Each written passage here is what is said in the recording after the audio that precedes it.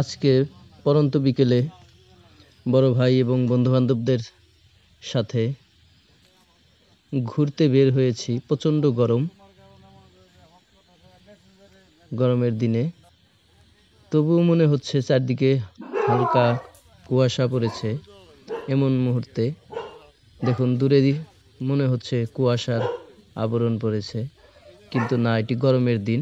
অত্যন্ত গরম পড়েছে। বিকেলবেলা ঘুরতে বের হয়েছি। খোলা মাঠের ভিতরে ছোট ছোট অনেক ডোবা পুকুর খনন করা আছে। সেইখানে বসার জন্য একটা সুন্দর একটা প্লেস তৈরি করেছে। দেখাই আপনাদেরকে, খুব ভালো লেগেছে এই স্থানটি।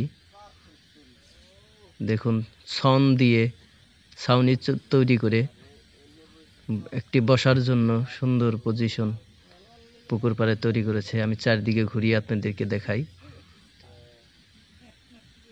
দেখুন, পুকুরে মাছ ধরা শেষ।